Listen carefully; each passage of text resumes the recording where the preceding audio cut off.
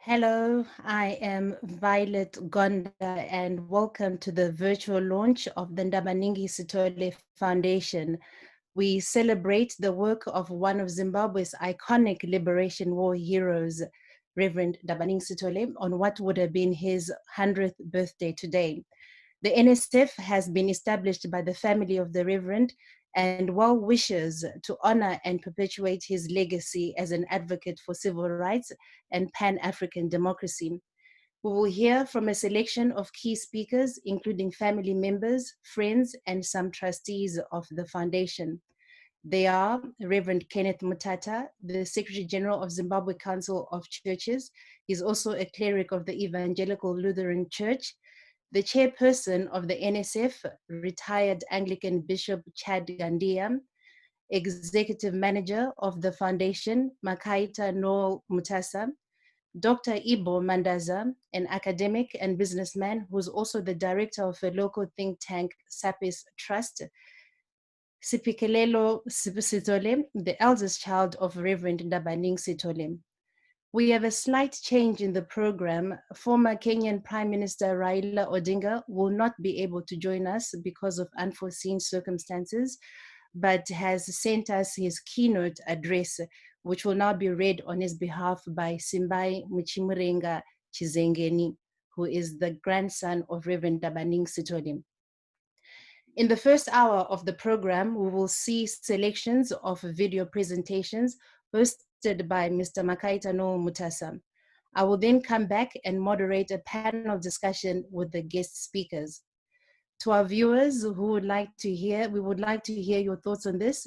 You can get in touch by using the hashtag NSF virtual launch. That's the hashtag NSF virtual launch, or you can follow at Ndaba Foundation and on Alpha Media's Heart and Soul Facebook page. This event is being recorded on Zoom. We will also take some questions and comments from viewers during the interactive session. We will now start the proceedings with the video presentation.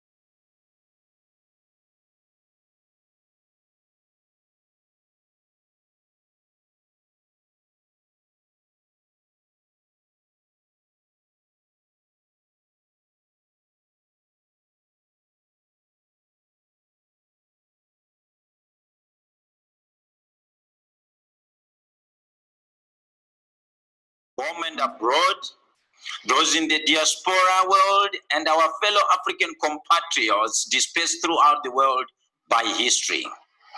Good evening, distinguished guests, our regional, continental, and international audience, and all those tuned in from all parts of the universe. I hope and pray that I find you all safe from the COVID-19 pandemic that has so ravaged our world. My name is Makaita Noel Mutasa. I am a trustee and the interim executive manager of the Ndabaningi Sithole Foundation. Tonight, my heart is filled with joy to preside over this momentous occasion. This is a joy that I hope and truly believe I can share with all of you that are present. And it is a joy that resurrects the name of an iconic figure, Ndabaningi Sithole. In this and historic momentous evening, we formally launched the Ndabaningi Sithole Foundation in memory of this great pioneer and architect of the armed struggle that brought independence to Zimbabwe. To many, the name Ndabaningi Sithole is synonymous with the struggle for our freedom. To set off our evening, I would like to invite Reverend Dr. Kenneth Mutata, the Secretary General of the Zimbabwe Council of Churches, to lead us in devotion and invocation, and to say a few words on the role of the clergy in the struggle for Zimbabwe. Reverend Dr. Kenneth Mutata. Welcome to all of you to this important day when we remember a hero, Reverend Ndabaningi Sithole. I ask all of you to stand as we pray. Gracious God, we want to thank you because you established men and women to provide the leadership required to take your people from bondage to freedom. We thank you for the leadership of Reverend Thompson Samkange, the leadership of Bishop Lamont, the leadership of Bishop Kenneth Skelton, the leadership of Bishop Abel Mzorewa, the leadership of Reverend Kenan Banana, and indeed the leadership of Reverend Ndabaningi Sithole. These clergy and many other Christians moved by the gospel listened to your call for them to assume public office for the sake of the freedom of your people. And today we celebrate one of them. We pray that as we celebrate this icon, you may also awaken men and women of God who desire to see your people enjoy this gift of freedom and total liberation that comes through the work of Jesus Christ on the cross. In his name we pray. Amen. Of the church in the public space, particularly the role of clergy in political processes, has always been viewed as controversial. Today, we remember one such clergy and the leader who contributed to the democratization process of Zimbabwe, Reverend Ndabaningi Sithole. Ndabaningi Sithole is not the only champion of democracy in Zimbabwe. There were many other clergy who came before him and those who came after him, who made a huge contribution in the way Zimbabwe's democracy has been shaped. If we remember even earlier, before Ndabaningi Sithole, people would remember Reverend Thompson Samkange, who played a very important role very early in the imagination of participation of Africans in politics, when he contributed to the formation of the African National Council. He also contributed to the formation of the Bantu National Congress, and he was the minister of the Methodist Church. I believe that he could have influenced Reverend Ndabaningi Sithole, who also went to the Methodist school. Reverend Ndabaningi Sithole himself played a very important role, both as a lay preacher, nourishing the spiritual well-being of God's people, but also helping them to see that it was possible for them to engage in the public affairs of the nation. Indeed, he contributed to the formation of ZAPU, and then, of course, was the first president of ZANU. And he participated even in the transition from Rhodesia to Rhodesia, Zimbabwe, and of course, played as an opposition member in the independent Zimbabwe. There were other clergy. It is important for us when we remember the clergy in Zimbabwe to remember someone like Bishop Kenneth, an Anglican bishop in the western part of Zimbabwe. He played a very, very important role in awakening the conscience of white Christians on the plight of the oppression of black people.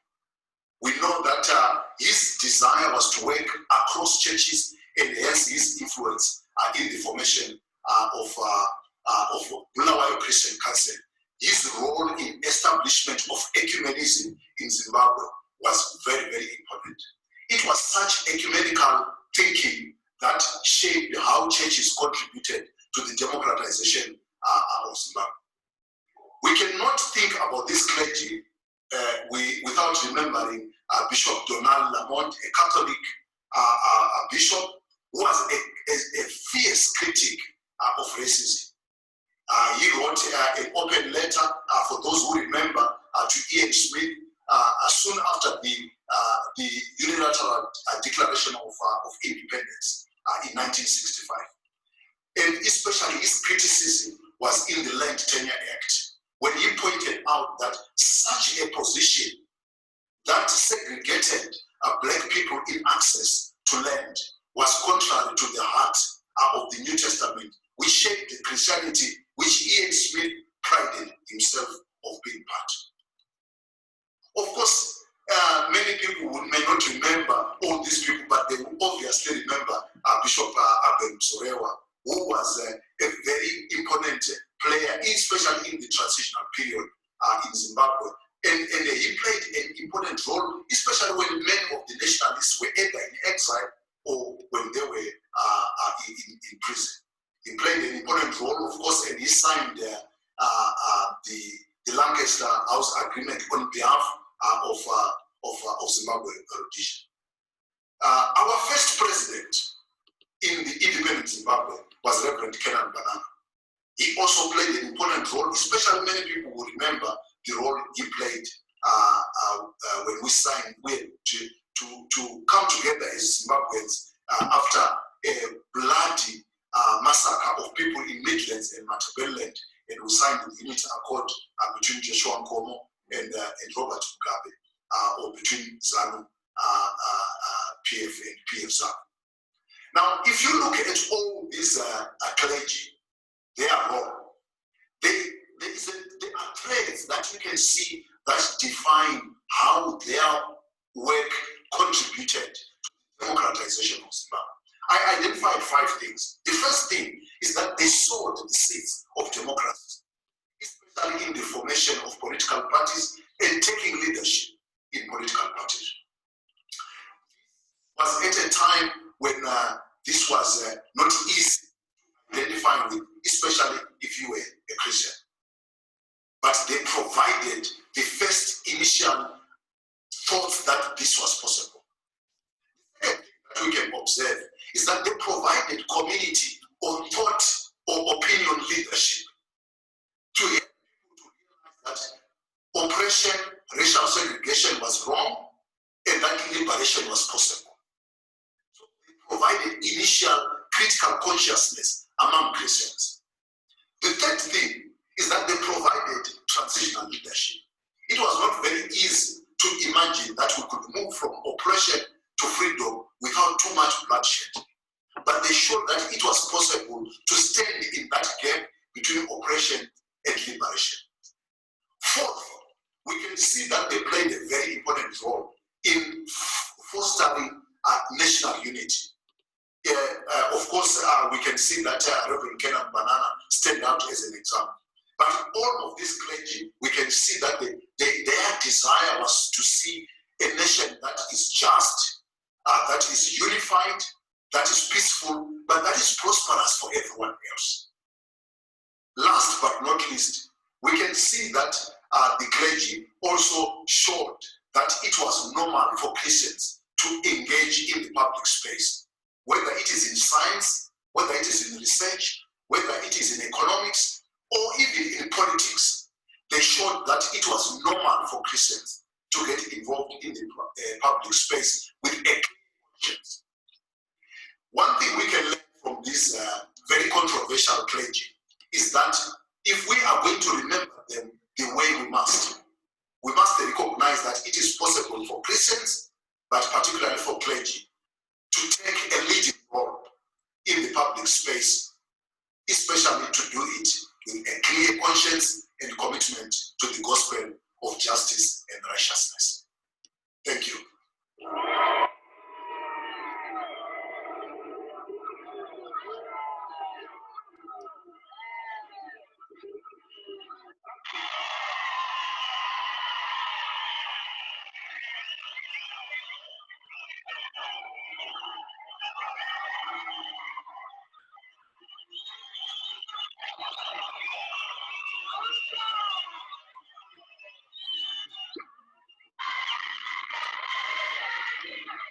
Thank you so much, very so much, Reverend Mtata, for your prayers and so for your insightful words into the role of the clergy during the struggle for our liberation. It is so befitting from your words, considering that Reverend Ndabaningi Sithole, whose memory we are celebrating tonight, was himself a reverend in the church.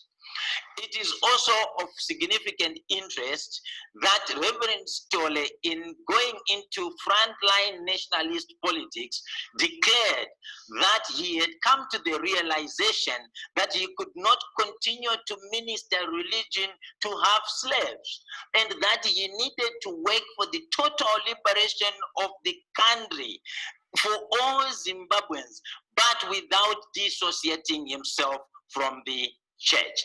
Thank you, Reverend Mutata, for that. I would now just like to take a few moments to explain the general structure of our evening. I will shortly call on our chairman of the Board of Trustees of the Foundation, retired Anglican Bishop Chad Nicholas Gandiya, to give us a welcome address and to acknowledge the guest speaker we have tonight. And I will also, in due course, ask Dr. Ibo Mandaza to do the formal introduction of the guest speaker. We are broadcasting both on Zoom and WhatsApp, and I would like to encourage our audience to send in their comments and their queries in comments on our chat feeds.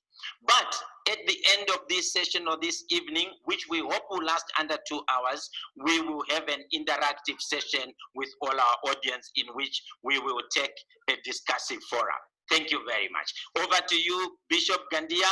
Please, if you could give us your welcome address. Thank you. Ladies and gentlemen, distinguished guests, and our guest of honor, Your Excellency Raila Odinga. I'm delighted to welcome you all, our distinguished guests from all over the world, to this momentous occasion where we are launching the Ndabaningi Sithole Foundation in Zimbabwe under the theme, Zimbabwe's Shared Legacy, a foundation of peace with justice for reconciliation and unity.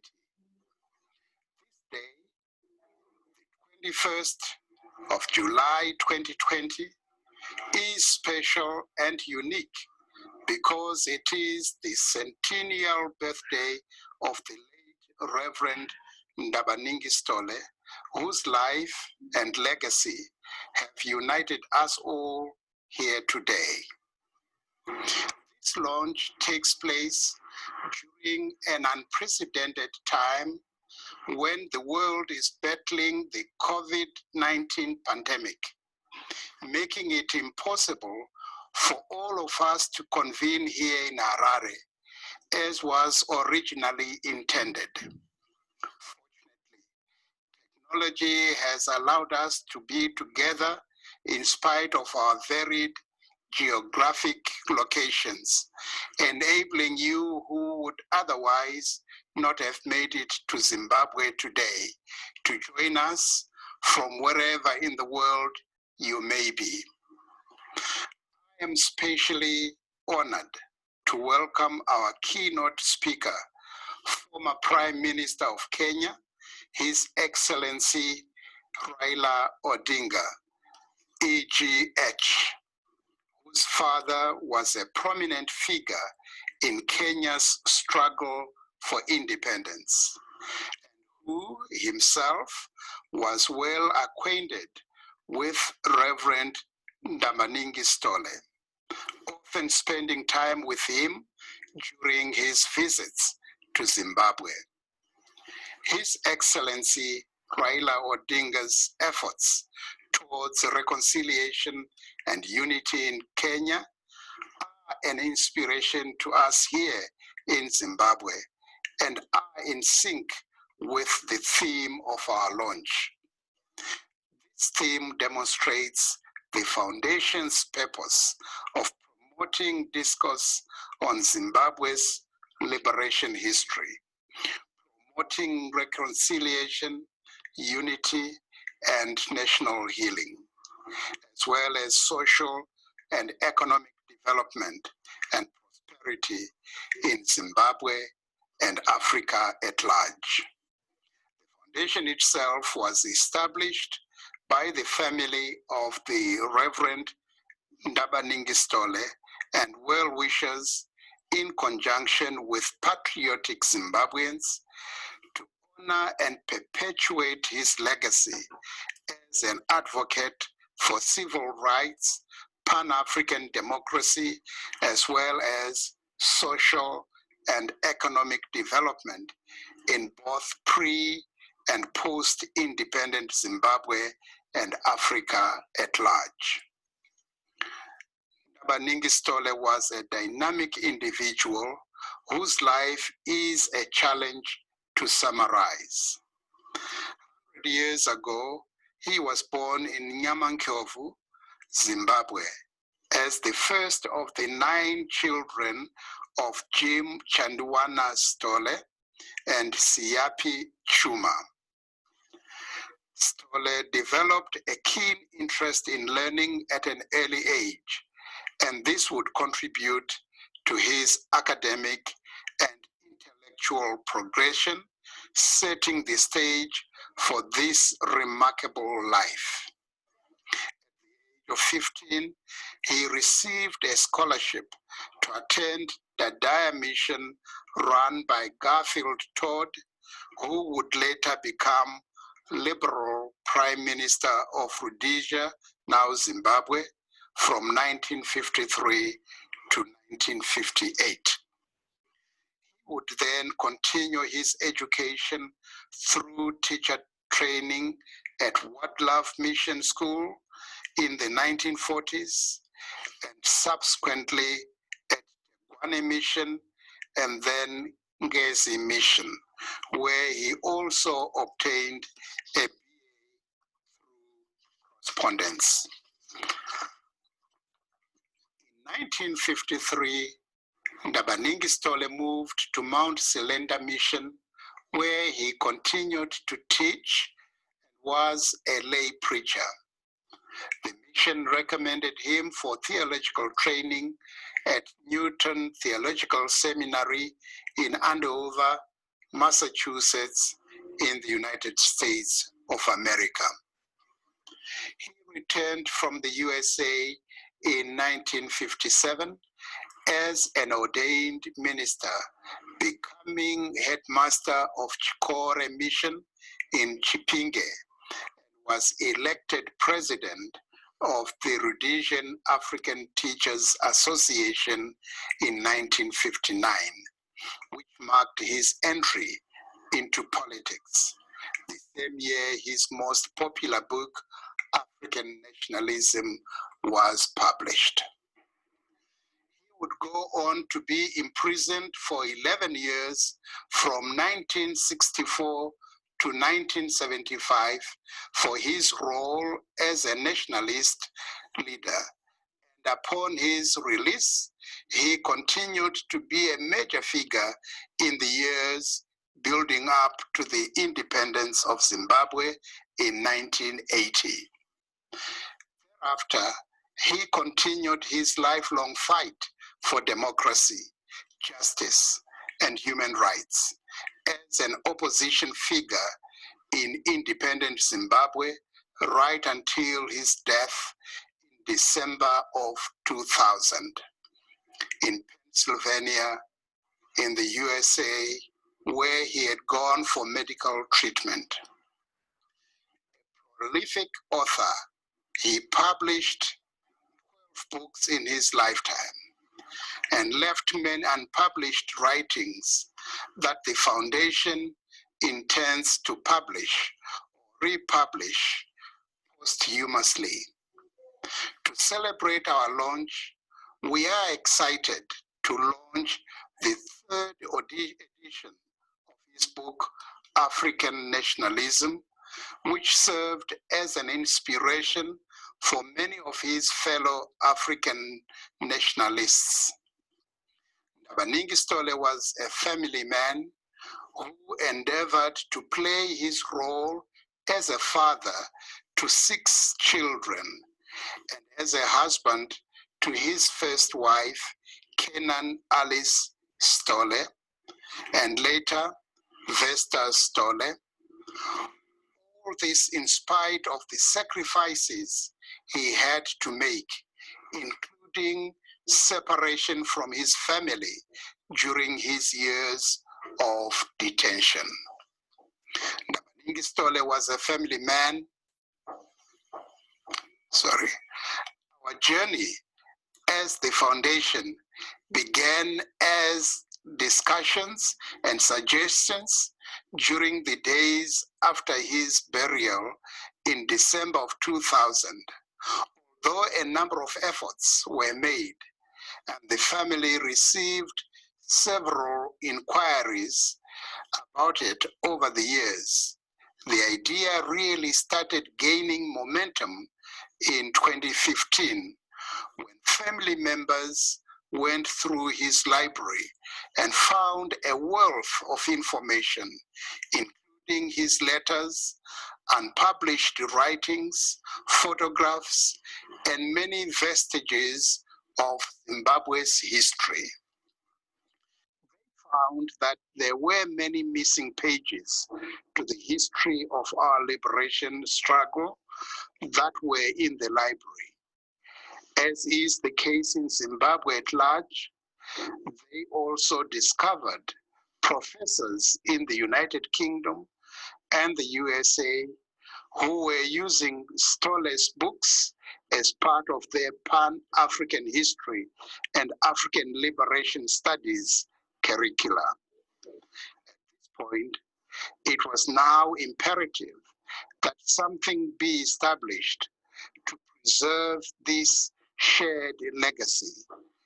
Thus, Sithole's eldest daughter, Pike, registered the foundation in the United States in 2017 to connect these universities, institutions, and other like-minded individuals with the intention of subsequently establishing the foundation in Zimbabwe. Ever since, the foundation has sought out individuals and institutions that share in the vision to provide the same missing pages in Zimbabwe's history. Because Ndabaningi Sithole was such a unifying figure, his family has always believed that his legacy ought to be a shared one. Sithole himself believed that no one individual was responsible for the country's liberation, but rather it was a shared struggle whose success was a result of cumulative efforts by all Zimbabweans and those that supported African liberation movements in all respects. As chair, I would like to express my gratitude to our diverse group of serving trustees for their contribution in furthering the establishment and mandate of the foundation. Senator Sekai Holland, Makaita Noel Mutasa, Dr. Esther Chigumira, Jesse Fungai Majome, Pike Sithole, Simbai Muchirenga Chizengeni, and Eric Hammonds. The foundation has established as a way to share Ndabaningi Sithole's legacy with Zimbabweans, Africans, and the world at large. As such, we hope that the foundation leads the way for other families, individuals, and institutions to share their own stories and articulate their experiences such that collectively we can contribute to filling the missing pages of our shared history in a way that builds foundations of peace with justice, reconciliation, and unity.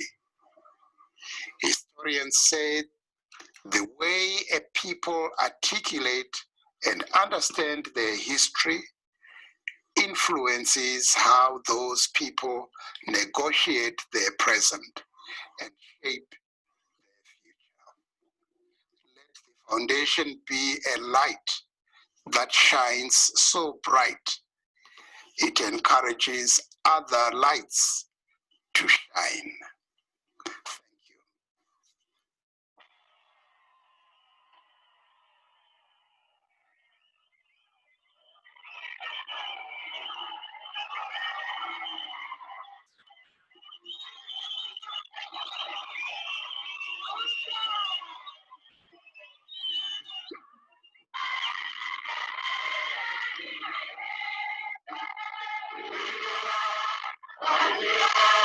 Thank you.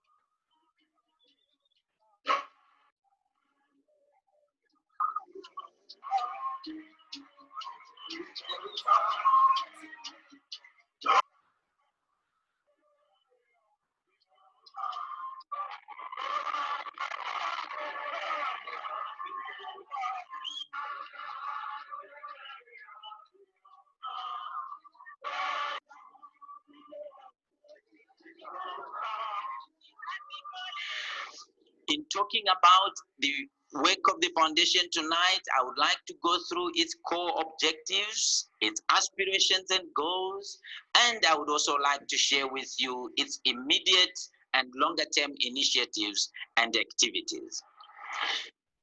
The Ndabaningi Sithole Foundation has been established by family, by friends, and by well-wishers of the Reverend to celebrate and to honor his legacy as an advocate for civil rights, as a peace activist, as a liberation stalwart, as an icon for our independence struggle, right? And that name, Ndabaningi Sithole, is too large to be ignored or to be forgotten in the context of our history. The foundation's broad and core dynamics in terms of objectives is to work towards the following issues. Number one, to promote transparent discourse on Zimbabwe's liberation, both Chimurenga 1 and Chimurenga 2. Dear audience tonight, there is insufficient ongoing public discourse on Chimurenga 1. Equally, there is a growing conception that there are revisionist accounts in Chimurenga 2. The foundation will promote research and corroboration of oral and written accounts of both Chimurenga 1 and 2, in particular the contested episodes and contested facts, the uncelebrated heroes and heroines, and the role of the masses in our struggles for liberation. Historians and researchers alike will be called to duty by the foundation to unearth, to verify, and to document both struggles in ways that once and for all will provide an unambiguous, undistorted, fair, and accurate narrative. Number 2, we would like to promote reconciliation, peace with justice, unity, and national healing. Again, to all our audience, peace, reconciliation, and national healing and unity have continued to evade and elude our people 40 years after the attainment of independence, despite several lukewarm attempts to achieve it. It must not escape the observant eye that a country like Rwanda, 26 years after a diabolic genocide, has made unimaginable world-class strides towards human and economic development on the backdrop of transitional justice through the Gakaka traditional court systems that they used. Those that were designed to promote communal healing and rebuilding of trust, and which brought perpetrators and their victims face to face in an effort to actually dispense with reconciliation. The foundation will actively seek to promote transparent, open dialogue that brings closure to the human tragedies of our past, both pre and post-independence, and to include the Zimbabwean black on black bitter episodes of our generations. The third core objective of the foundation will be to promote social, human, and economic development in Zimbabwe and beyond. Sadly, our country, once the jewel crown, once Africa's dream, is in a sorry state of its former glory.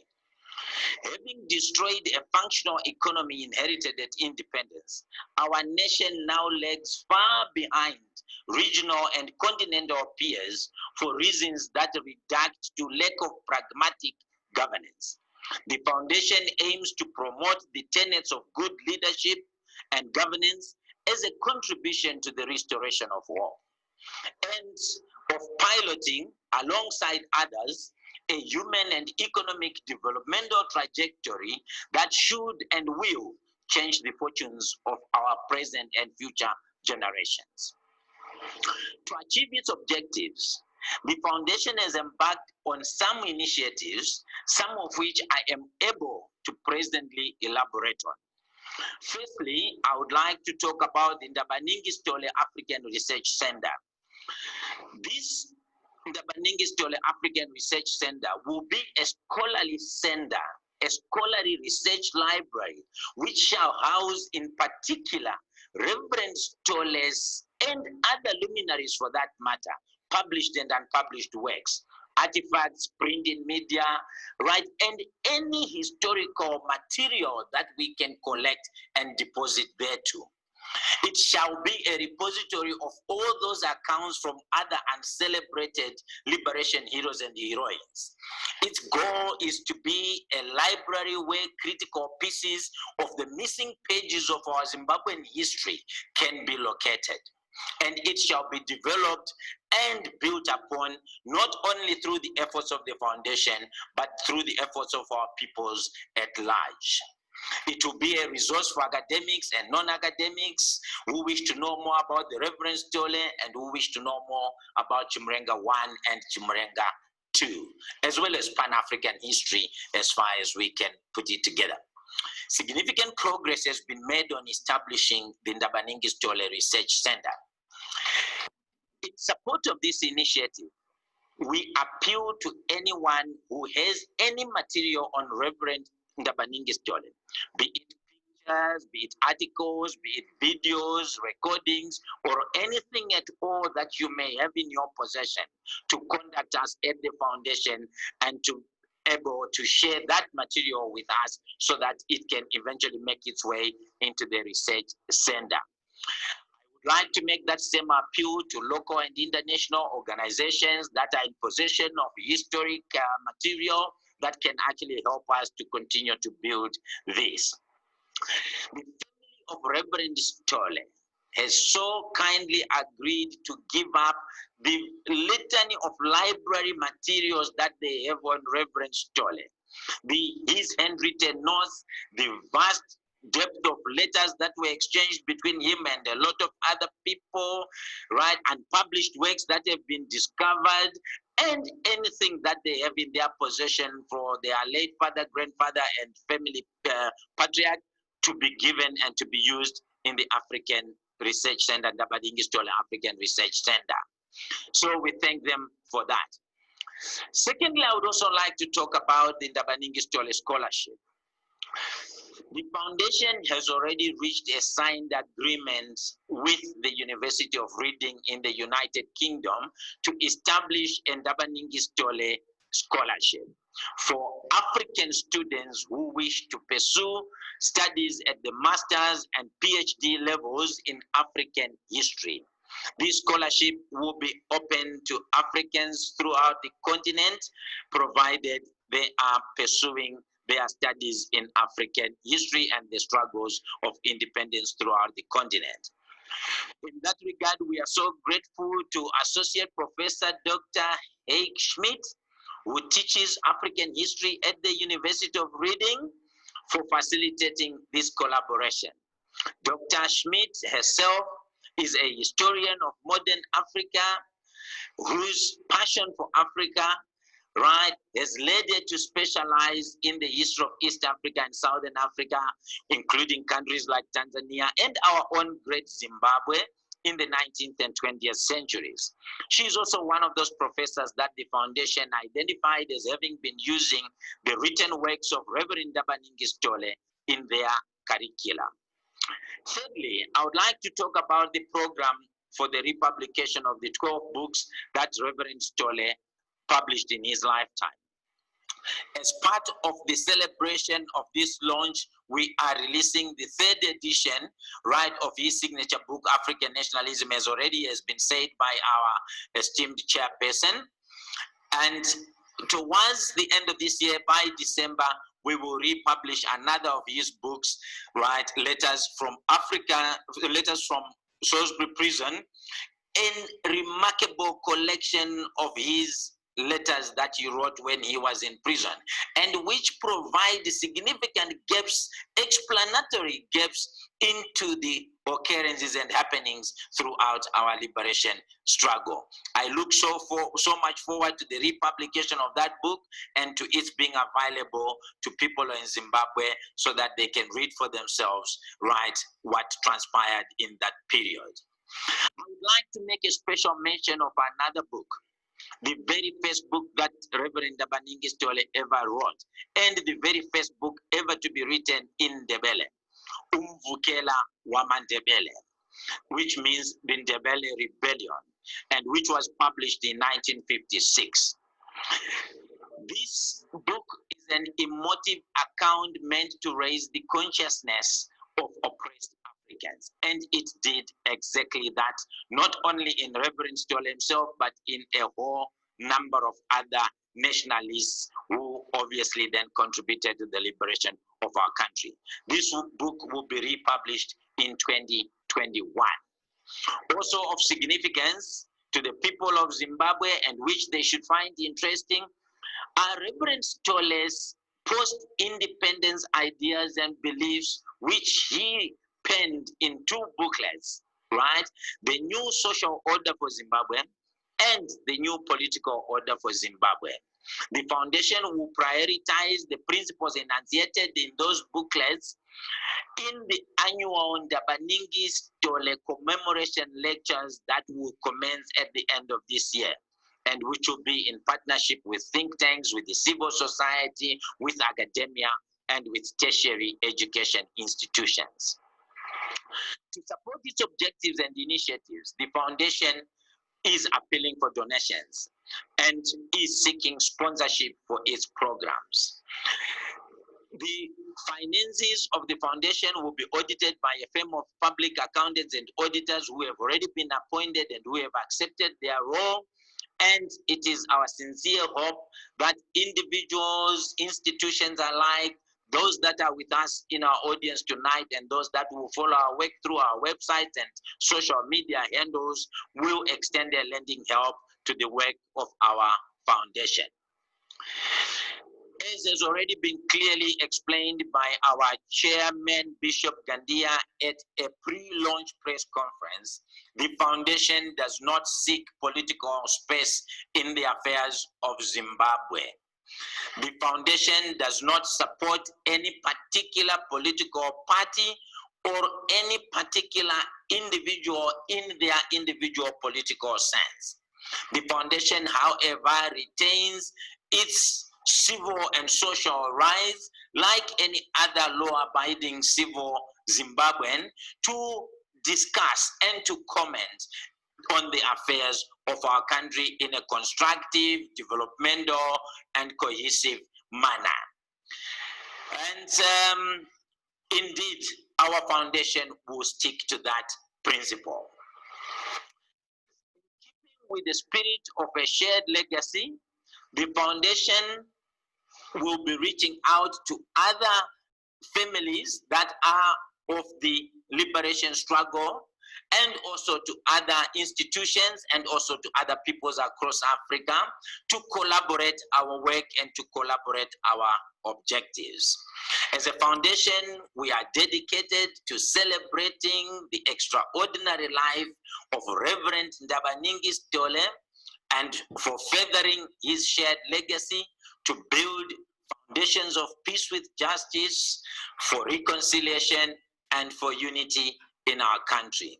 I thank you, our audience, for the opportunity to explain the work of our foundation further and the work that lies ahead of us as a foundation. I now ask Dr. Ibo Mandaza, who himself needs very little introduction, to make a few remarks on Ndabaningi Sithole as a person and to introduce our guest speaker for the evening. Thank you very much. Well, I'm most pleased to be associated with the conception and establishment of the Ndabaningi Sithole Foundation. I think this is a very noble idea, a bit belated, I think, given that the old man will be almost 100 and it's more than 20 years since he died. All the same, I think it's a very momentous occasion to mark the history and contribution of one of the founding fathers of modern Zimbabwe. Ndabaningi Sithole is one we remember even as students. And I was pleased, I was glad and privileged to have worked with him in this very office in the early 90s when he was writing his autobiography, which regrettably he didn't finish. But we remember so many aspects of it. And of course, his own writings are testimony to this great man. My duty this evening is to introduce Raila Odinga, a great nationalist in the tradition of Ndabaningi Sithole himself, a Kenyan, but a Pan-Africanist. There can be no history complete without mention of Raila Odinga and his enormous work and struggle in modern day Kenya.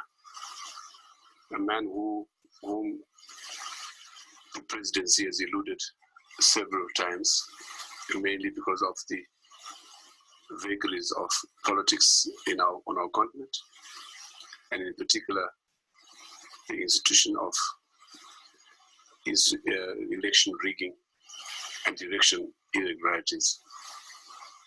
Raila Odinga has been associated with Zimbabwe in many ways. I've met him here in Zimbabwe on a number of occasions, and he's also a very close friend. I also call him a brother-in-law, because my brother Edgar Tekere, who you can see there, was married to Beryl Odinga some years ago. So our families became very entwined. And when Beryl is in Harare, she will always call me. And indeed, when Raila is around, Raila is also a close colleague and brother of one of my very, very closest contemporaries, Peter Anyang Nyong'o, whose books are among in this shelf. And Peter Anyang Nyong'o is a professor of political science and currently governor of Kisumu. But today we're talking about Raila Odinga. I thank you.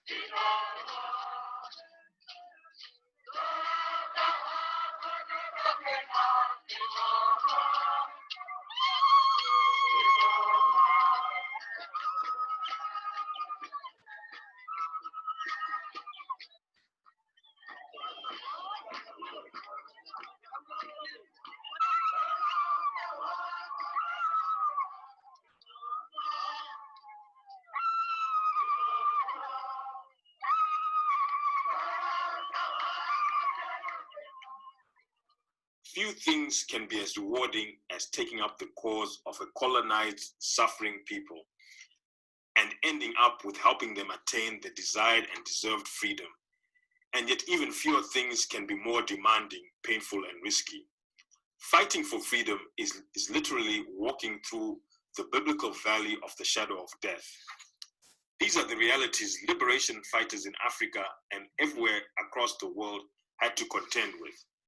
Each day balancing their hope that when freedom came, it would confer dignity on long-suffering people, and the fact that it was going to be a long, painful, and even deadly endeavor that could end with the fighters never living to see the fruits of their endeavors. The struggle to free Africa from the yoke of colonialism was long and treacherous. It claimed thousands of lives and required countless sacrifices.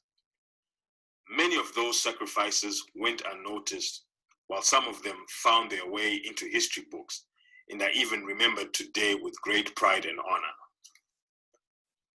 As new generations join our nations, while witnesses to the struggles give way, it is upon us to do everything to ensure that memories of what it took for freedom to come are constantly renewed as a guide both to our past and our future. That is why the effort to preserve the memories of Reverend Ndabaningi Sithole through this project is significant. This is not and cannot be about Reverend Sithole. It is part of the struggle for Zimbabwe and indeed all formerly colonized territories to preserve freedom by making people know its prize. It is always important to recognize that our nations are free today because at some stage there were men and women, boys and girls who stayed brave through all the bloodshed and the indignity of prison and detention so that we could be free. But even more importantly, we must always ask the uneasy question: what were they fighting for, and what became of it? If we know where we came from and where we were going, we can easily tell whether and where we lost the way. Otherwise, we get condemned to meandering and wandering on the path to nowhere. We are reminded of the words of liberal Rhodesian colonial Prime Minister Garfield Todd, who admitted that Reverend Sithole struggled against odds which would have dismayed most men. We know that Reverend Sithole was one of the earlier leaders to push the idea of Pan-Africanism, which had been championed by earlier generations of diaspora Africans such as Edward Blyden, George Padmore, Marcus Garvey, and W.E.B. Du Bois from the West Indies and America. It is, however, a fact that the committed political leadership with long-term visions that were typical of Reverend Sithole and our founding fathers like Nnamdi Azikiwe, Dr. Kwame Nkrumah, Julius Nyerere, Sekou Toure, Jomo Kenyatta, Oginga Odinga, Abdel Nasser, and more recently, Nelson Mandela, has either been lost or is rapidly fading. So, we must be bold enough and ask the question of what happened to the Africa that the founders were so passionate about. In the many books written, particularly in African nationalism, we will find guides to the original dream and hopefully a path out of the stagnation and disappointments that followed. I'm most honored to have written the foreword to the third edition of the book, which is being published as part of the launch celebration. It is also with pride that I now see it as symbolic that Ndabaningi Sithole launched African nationalism in Nairobi, Kenya at a book fair in 1960. As a fellow Pan-Africanist who shares in Sithole's Afro-optimism, I believe that the work of previous generations has yet to be completed. I believe that it is upon us to bridge the divide between the old and new. Africa is the world's youngest continent with the potential to become a powerhouse in the future. Africa's rise can be fueled by our common understanding and upholding of our heritage and history, which we need to author and preserve. As a continent, we must also do more to rein in the cancers that have bled us dry this far. The cancers of corruption, tribalism, nepotism, patronage, and the exercise of politics as a zero-sum game in which the winner takes all and the loser loses everything. The politics that pits region against region, tribe against tribe, race against race, faith against faith, and generation against generation is a sure path to the precipice and goes against everything our founders envisaged. I therefore appreciate the theme of this launch, Zimbabwe's shared legacy, a foundation of peace with justice for reconciliation and unity. This theme reflects our current struggles in Kenya and is something that is very dear to us in Kenya. For we know a people united can never be defeated. I am privileged to have met and interacted with Ndabaningi Sithole in person, as I did many others of Zimbabwe's first fathers. I can speak with personal conviction that he was a man who meant well for his country and our shared continent of Africa.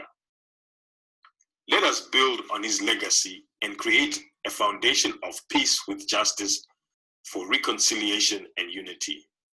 No one else is coming to the rescue. We are our own liberators. Thank you. Read on behalf of His Excellency Raila Odinga, EGH.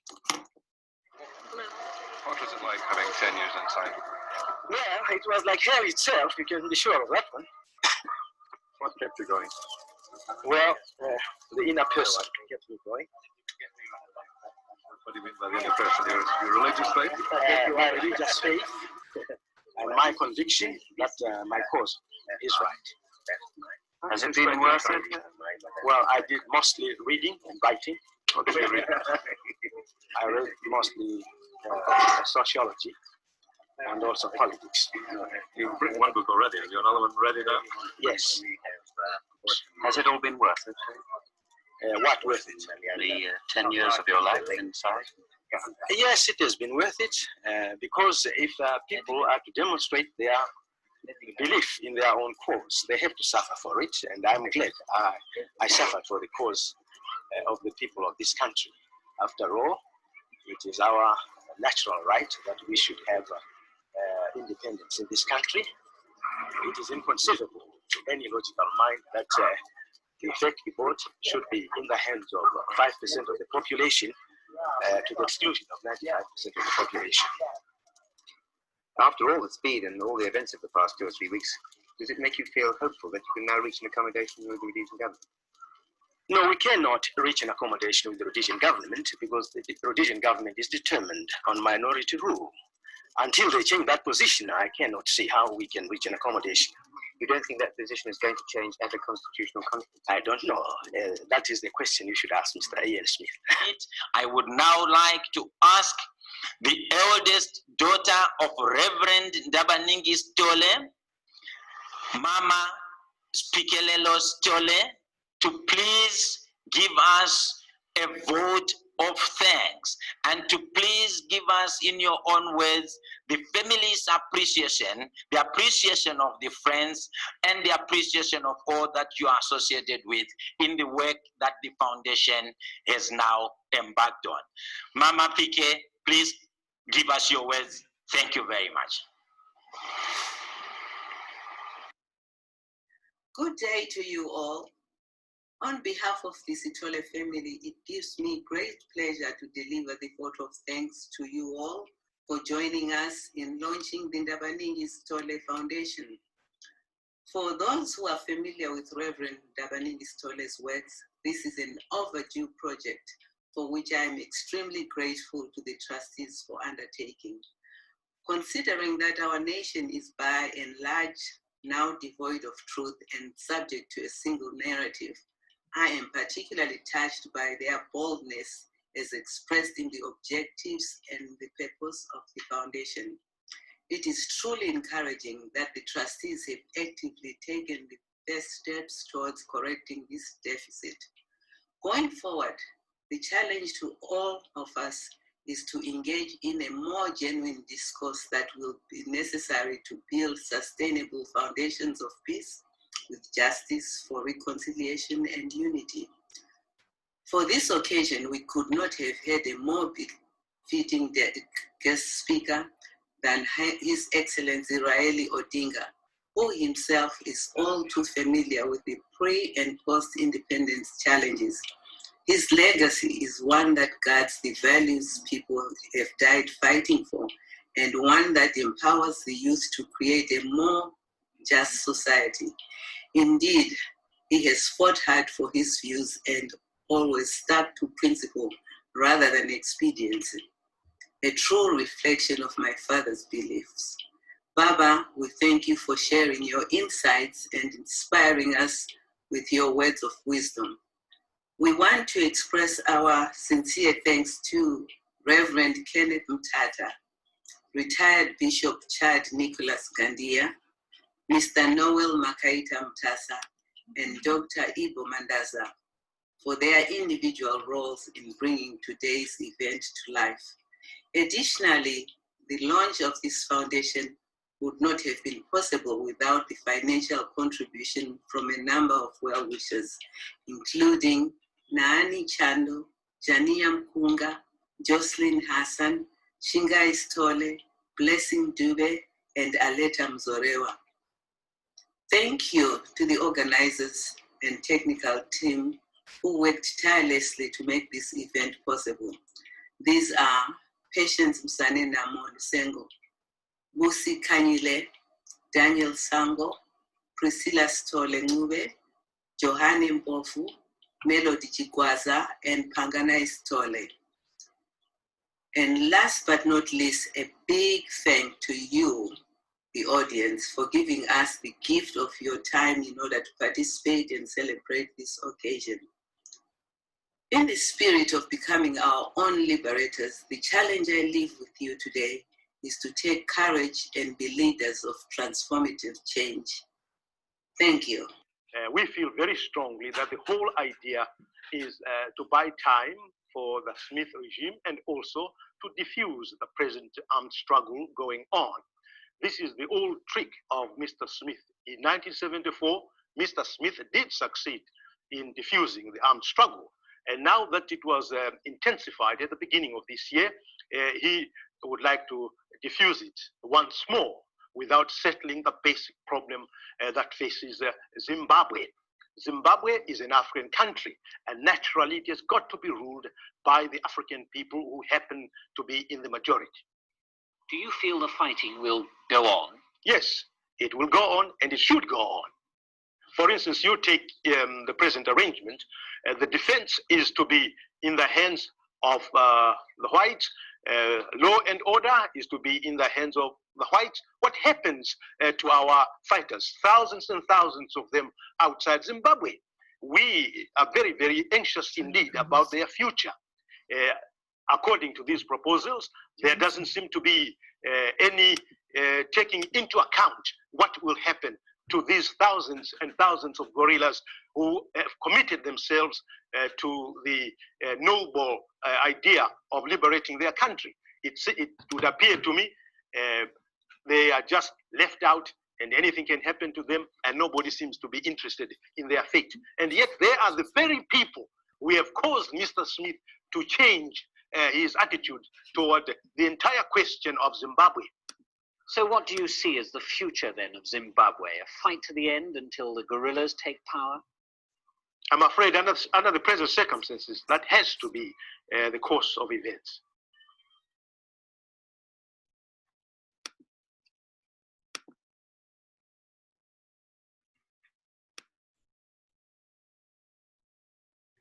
That was a video presentation launching the Ndabaningi Sithole Foundation and showcasing the work of one of Zimbabwe's iconic liberation heroes on what would have been his 100th birthday today.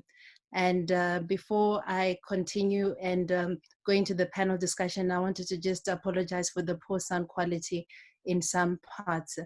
My name is Violet Gonda, and I'll be the host for this last part of this event. The chat section in Zoom is open. You're all welcome to post your contributions.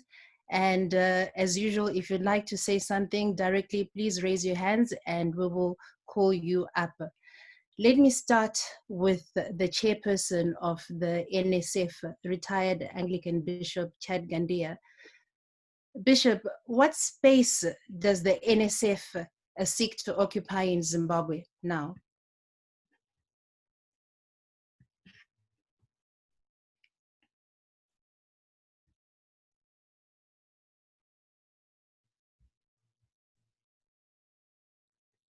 Bishop Gandiya?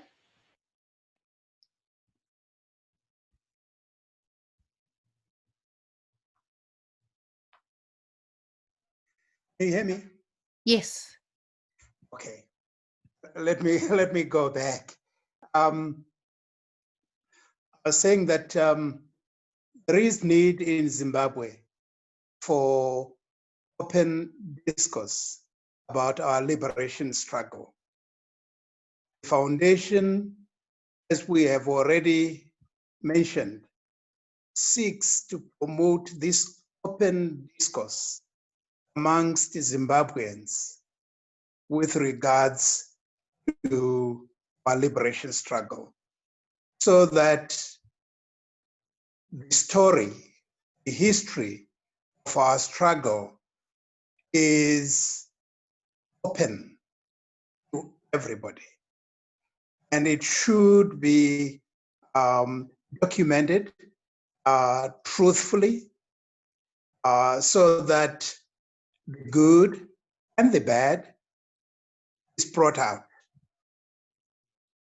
There is also need for national reconciliation and healing in Zimbabwe.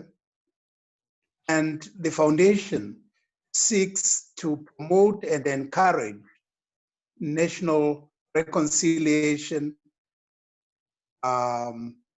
peace with justice amongst all the people of Zimbabwe. And so these are crucial crucial roles that the foundation seeks to occupy and seeks to encourage fellow Zimbabweans to participate in. Thank you, Bishop Gandiya. Let me go to Simbai Muchimurenga Chizengeni. Simbai, your grandfather passed away almost 20 years ago. Now, can you tell us about the timing of this launch 20 years after his death? Yes, I can. Thank you, Violet.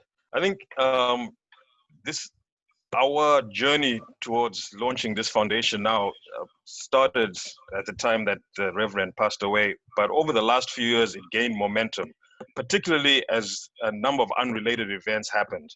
The first one being of which we came across a number of academics, notably Professor Heike Schmidt at the University of Reading, as well as Professor Robert Harms at Yale University, who both use Reverend's books for their liberation studies curriculum. Through our interactions, particularly with Heike, it became more and more apparent to us that it's very important that we actually put some structure to a lot of the work that Reverend did.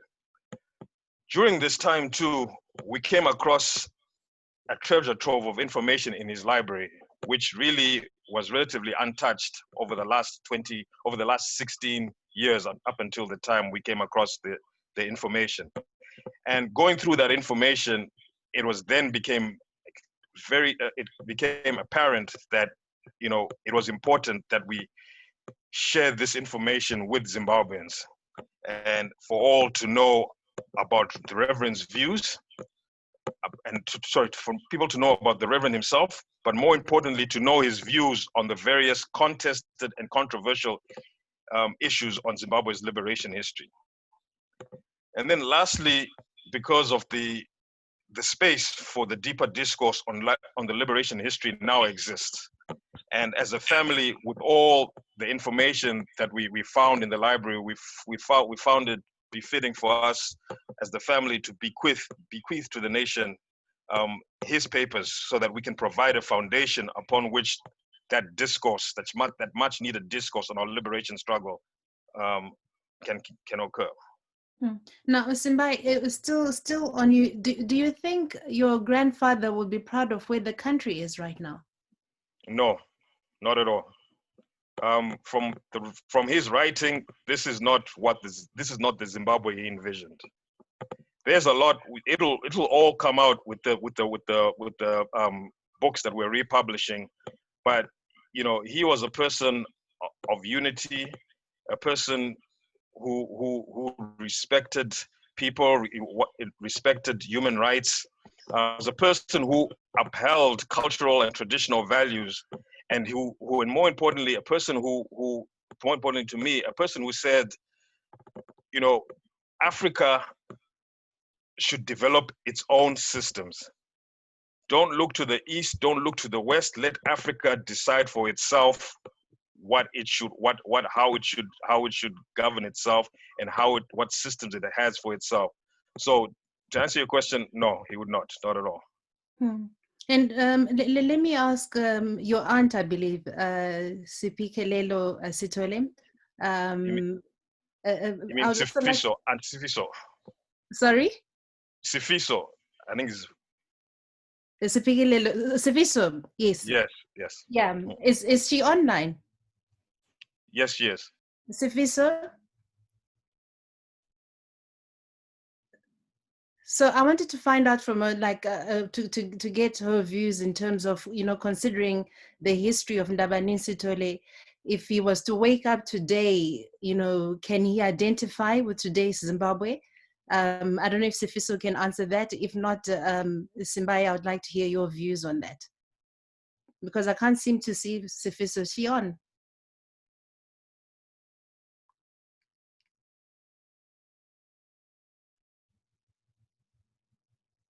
Okay, Simbai, maybe you can come in. Can you come in and give us your views on this?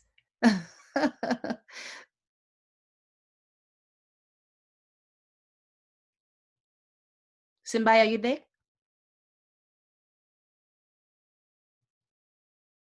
You're muted. Can you unmute your mic? Okay, yes, now, okay, sorry. So to answer that, I have my mother here who can answer that.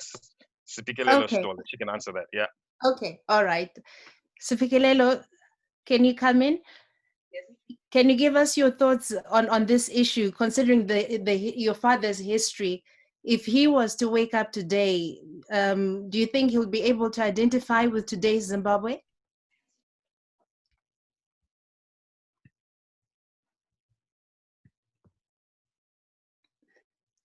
We'll need to unmute Sipikelelo's mic. It's muted. Oh, okay. Hi there. Simbai, can you unmute the mic? Yeah, thank you. No, even before he went to sleep, he already couldn't identify what was going on in Zimbabwe, with Zimbabwe. And there are, even in his last days, he wrote what he thought about the system in Zimbabwe. And he wouldn't identify with it at all. Why? What do you see that has gone terribly wrong?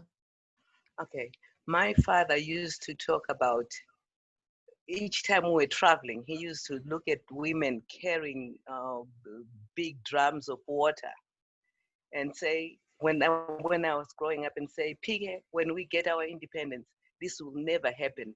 Each woman will have a pipe in their homes. They'll have lights. They will have, they'll be able to eat and spend more time just doing whatever they want to do, but not doing the everyday life, the basics of carrying water, cooking, and going to the field without resources. And that our government was going to make sure that everybody in countryside, in the rural areas, has the basics like anyone in any other country. Right. Developing the country was his thing. Mm-hmm. Okay, no, thank you very much, Mai Sithole. Let me go to Makaita, no, Mutasa, Mr. Mutasa. Are you online?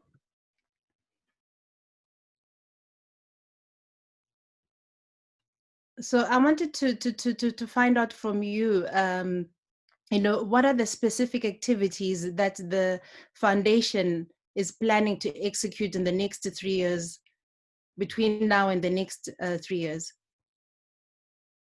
Thank you, Violet. I think, as I highlighted when we were going through the objectives of the foundation, we spoke mostly about the creation of the Ndabaningi Sithole African Research Center as a documentary center. We also spoke quite a lot about the establishment of the scholarship with University of Reading. But more importantly, our ambition in the next year, short term, mid term, and long term, is to create the visibility of a platform of discourse, the visibility of the foundation as a source of renewed hope in terms of a developmental, a reconciliatory, and a social enhancement platform. We will be calling on historians, we will be calling on researchers, we will be sending out calls for papers, specific research papers that we will be calling out for. To give you an example, we will be calling out for research papers on the Mboroma issue. We will be calling out for research papers around the Mugagao Declaration. We will be calling out for events to be coordinated so that we can establish the facts and establish the true position for the present and the future generations. We will also be unearthing the names that have been forgotten by history. The first commanders, for example, of the Zanla force, the people who first commanded the wars. We simply want to get the facts out into the public domain. As a foundation, we do not seek to say we are authoritative on any particular topic. We are seeking to say we want to work jointly with those whose memories are still live and able to assist, and with those researchers and historians who can piece together the past. We also obviously want to look at the present Zimbabwe and have think tank discussions, and also have interactive and discursive forums that can actually try and help us find a practical way out of the quagmire that our country so finds itself. So we will issue out a whole diary of events now that we have launched the foundation. We will be issuing a diary of events quarterly, half-yearly, annually, right? Those events that help us piece together the history, and those events that help us create a new narrative and a new trajectory for our state and nation going forward. And Thanks, in your video, in the video presentation, Mr. Mutasa, you said there is insufficient public discourse on Chimurenga 1. So what lessons can we learn from history about, for example, factional splits which continue to dog our politics to this day? Thank you very much, Violet, and that's very critical. You have got the nail on the head. Right. Essentially, the present position that we have creates the impression that the struggle for our liberation starts in 76, 77, 78, 79, and we get independence in 1980. But no, the liberation of our country starts with Chimurenga 1. It starts years and years, decades before that, and it's all interlinked. One gives birth to the other, and the other gives birth to the other. And also in terms of the individual participation, one starts from here and the other starts there. What the nation has generally been made to believe is that the splits that happened during the liberation struggle were splits that occurred because one side or other was willing to make peace with the devil, was willing to compromise with the colonial regime. But that's not necessarily the truth, and that's what the foundation seeks to establish.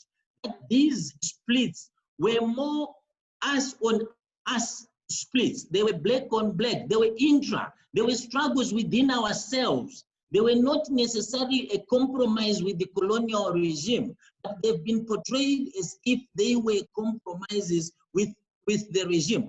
And that's what we are seeking to establish. There were and there will be splits, yes, but we need to be factual about them. We need to be realistic about them. We need to be telling the truth about them, and we need to let the public court of judgment determine whether this split was caused by the right circumstances or not, and whether it was a difference in strategy for the same goal, or was it actually a deficiency of one and the other.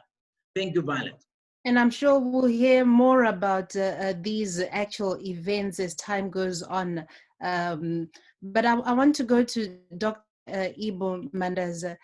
Dr. Mandaza, we all know, I hope Dr. Mandaza is online. Yes, hello. Okay. Hello, Violet, how are you? Good. Now, Ndabaningi Sithole, very familiar. Ndabaningi Sithole was one of the founding fathers of Zimbabwe, as we all know. But some say he has not been celebrated in his own country because he betrayed the struggle. Your thoughts on this? Yes, in fact, I was looking for the obituary I wrote in 2000 when he died. And I said, among many other things, that I'd hope that one day we'd rebury him in the right place. I'm not sure whether the Heroes Acre is the right place anymore. But certainly he is one of the founding fathers of modern Zimbabwe. And history, the history of Zimbabwe, will acquit him in that respect. I heard Mr. Mutasa speaking about the various splits and counter splits in the history of the nationalist parties in Zimbabwe. That's quite normal. But it does not detract at all to the history of this great man. His book, African Nationalism, was one of the foundation texts based largely on philosophical understanding of nationalism, extracted largely from the history of Pan-Africanism, Du Bois and others, but contextualized to the African situation, the Zimbabwean situation in particular. So he should not be wrong about us, except say that people did their part simply to bring independence, and crudely to replace whites as rulers of the country. I think African nationalism, I think the Ndabaningi Sitholes, the Joshua Nkomos, Robert Mugabe's, were preempted historically to take us beyond independence. And I think the history of post-independence Zimbabwe and post-independence Africa as a whole shows that the African nationalists, the main battle was really to achieve equality with whites. That word equality runs through the African nationalist ideology all the time, to the point of, what can I say, reckless abandon. Ndabaningi Sithole is asked by a white journalist whether he has any regret about spending 10 years in prison. He says, no, I feel very happy having spent 10 years. They were prepared to sacrifice everything just to achieve independence. And I always tell the story at Rufaro Stadium, 1980, Independence Night, when the flag went up, the Zimbabwean flag. I was sitting next to my Sekuru, George Nyandoro, of Ndabaningi's generation. He broke down. For him, that was the achievement. I think for most Zimbabweans, for most Africans, even of my generation, it's clear that independence, flag independence, has not been enough. And yet, nothing could be more without that day of independence. And I think Ndabaningi Sithole has to be honored like all other nationalists. And I regret very much that he has been more or less sidelined, but I think that the foundation this evening is the first step in rectifying history, if I may put it, in making this man, placing him right at the center of the history of modern Zimbabwe. Thank you. Okay, no, thank you, Dr. Ibo Mandaza. Let me take some contributions from viewers. We'll ask Neo Mukono. Can we unmute Neo Mukono so she can ask a question? While we're doing that, I'll just take some comments from the chat. And I think this one was addressed to Reverend Mtata. And it's from, I'm just scrolling, just bear with me.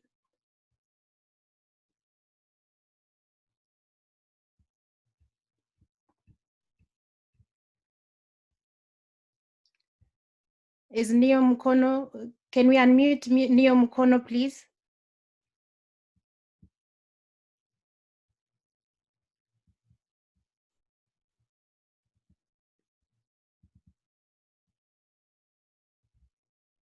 Okay, so while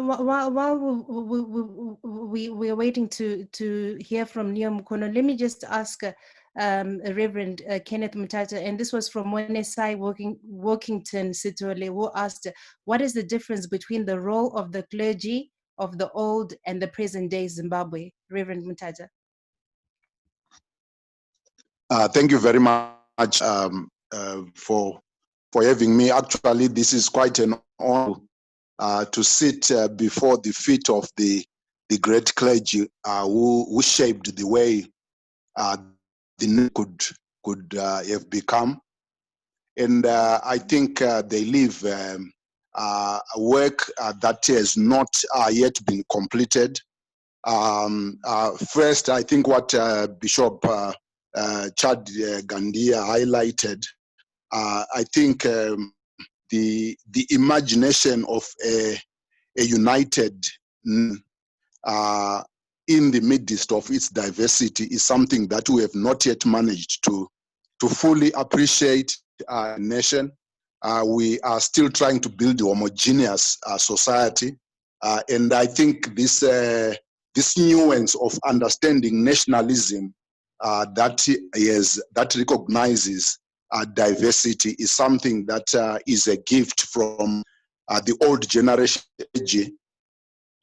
which was involved in public space. The second issue, I think, was their ability to normalize Christian participation in public life. Because right now we have a generation of clergy who believe that they are preparing people to go to heaven, who do not care very much about how we organize public life now, so that this life is just and is inclusive. So I think this normalizing of religion in the public space is something that I think is a huge contribution and work that we still need to take forward. And of course, the courage to then at some point to say when the word alone is not sufficient, we will take action and get involved ourselves. I think is something that we also learn from this generation. Thank you very much. And Reverend Mutata, can you speak also on the issue of tribal politics? We heard from a speech that was delivered on behalf of former Kenyan Prime Minister Raila Odinga, and we know that tribal politics proved to be the major force against Raila Odinga's ascendancy to the presidency of Kenya. What are your views on tribal politics in Zimbabwe, particularly in the case of Reverend Ndabaningi Sithole? I think Dr. Ibo Mandaza could have spoken on that far much better. He's the one person I heard him being quite articulate on the invention of ethnic politics in Zimbabwe. And I learned that actually this invention of ethnicity in Zimbabwe is not very old. Actually, maybe it's something that we invented in the 1930s, if I'm not mistaken. And I think we are still not yet able. We are not able to realize that the ethnic differences that are exaggerated today were managed in a completely different in the earlier generation. So the people who exploited ethnicity did not do so in the best interest of the country, but in the interest of positioning themselves. And I think this is a case that's still suffering from as a nation, because even right now, when people give reference to ethnicity, they are not doing it with an idea of equalization or of creating equal opportunities for all citizens, but they are doing so that they can divide the nation for personal and for expedience. And I think that's why the older generation of Reverend Ndabaningi Sithole and others were able to read above those differences, but at some point they suffered. Those who started to see that actually there could be an advantage of ethnicizing politics. But I think it's possible that we can be healed from this if we go back to retrieve the positive history of the nation. Thank you, Reverend Mutata. Dr. Ibo Mandaza, anything to add on the issue of tribal politics in Zimbabwe?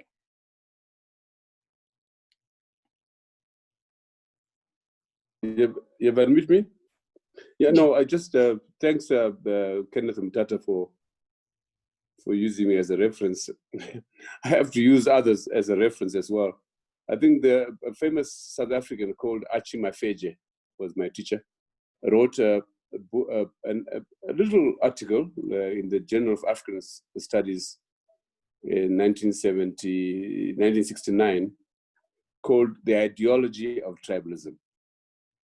And he made just 3 points. The first was that tribalism is an invention of the colonialists.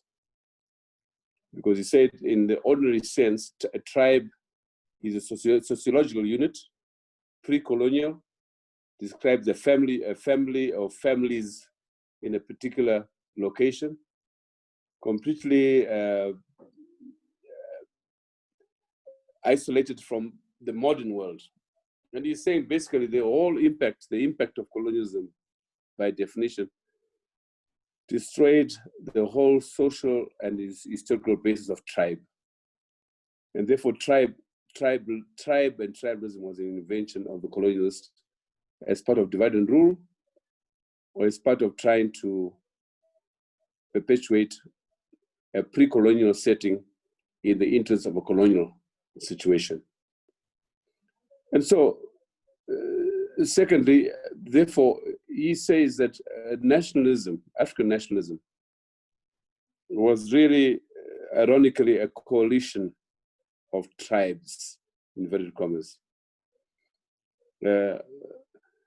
Nationalists sought to create an alliance between the various definitions of tribes that colonials had established. And if you look at the history of Ndabaningi Sithole himself, or Joshua Nkomo, they come to the fore as leaders, partly as a compromise between perceived different ethnic or tribal identities.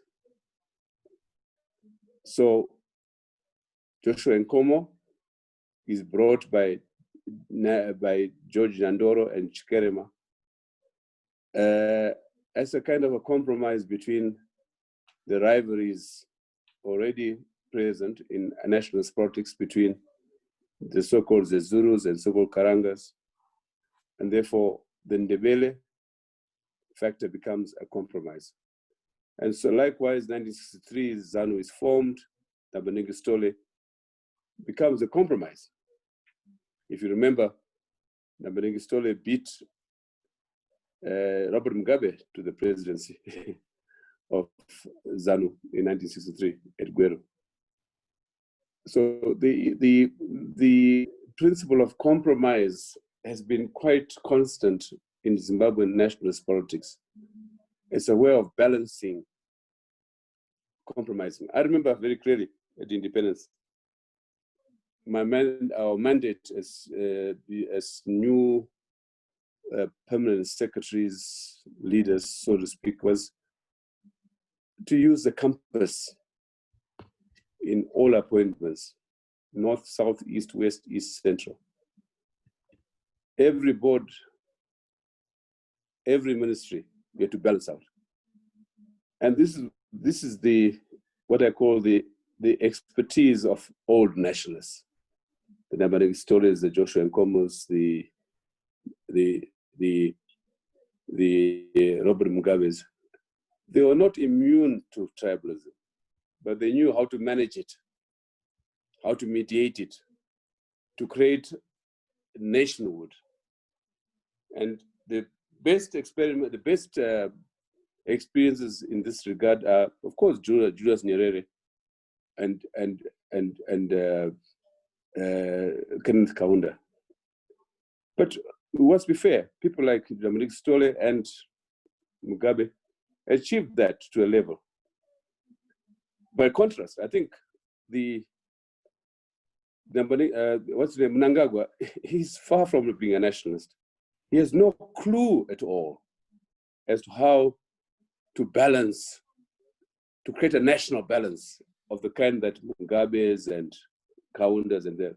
So nationalism has a certain brand to it. It's an acute understanding of what the nationhood means, how to balance, how to create the foundation of a nation. And I think if Ndabaningi Sithole was alive, he would lament the extent to which the current leadership in Zimbabwe have lost it in that regard. And I think I'll stop there. Okay, no, thank you, Dr. Ibo Mandaza. Let me read a few comments from the chat from Ibi Auma in Kenya. An insightful and comprehensive introduction of the Ndabaningi Sithole Foundation. Former Prime Minister Raila Odinga is so proud to be associated with this noble cause. Ibrahim Omar, personal assistance to the Right Honorable Raila Amolo Odinga. Thank you for that comment. From Cassius, Sekuru Ndaba would have been proud to see this. Well done to all those who have contributed to this initiative. So I will take maybe one more call from the floor. If anyone has got something that they want to raise, please raise your hand and then I'll call you. But let me go to, in the meantime, to go to Bishop Gandiya to see if he can give us his thoughts on the way forward, because we've heard so much about what needs to be done. Raila Odinga said, people united can never be defeated. How can we build a strong foundation of peace and reconciliation and justice in Zimbabwe? Bishop Gandiya, your views on this.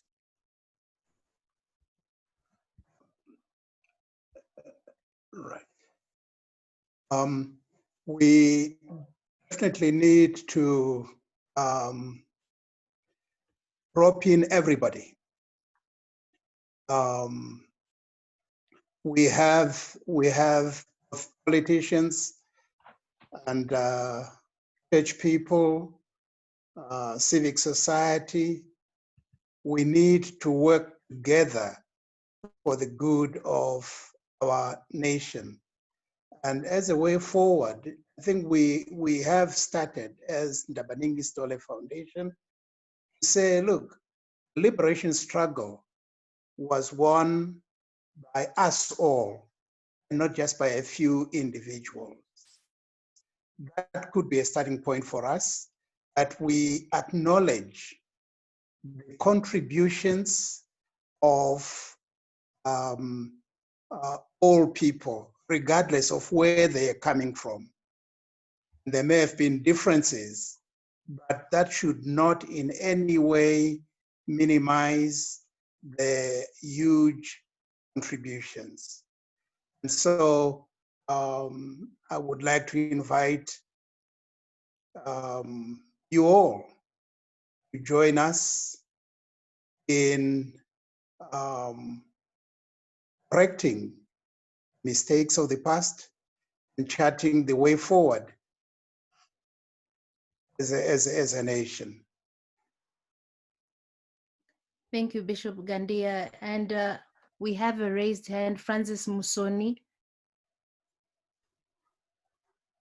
Okay, thank you so much, Violet. I just wanted to congratulate the Sithole family for what they've done for a great job in establishing the Ndabaningi Sithole Foundation. I am one of those people currently who have already expressed much interest in the late Reverend Sithole's work. As the family knows, I'm currently working on a biography of the late Reverend Ndabaningi Sithole.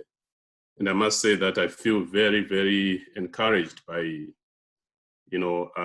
this event and the achievements that come with this, especially when I hear that the foundation has plans to launch already the foundation is working on the Ndabaningi Sithole Research Center.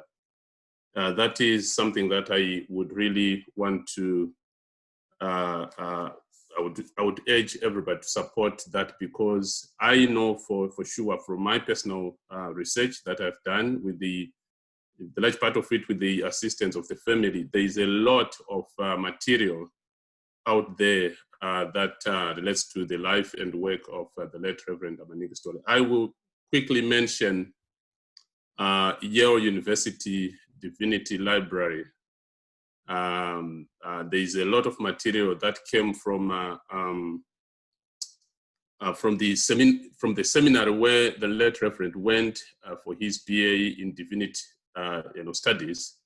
The seminary, I think it's end of a Newton. It closed.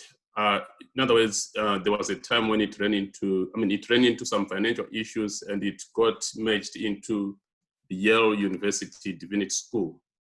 And so they brought with them a lot of material, including some very personal, original documents that the Reverend wrote when he was in prison.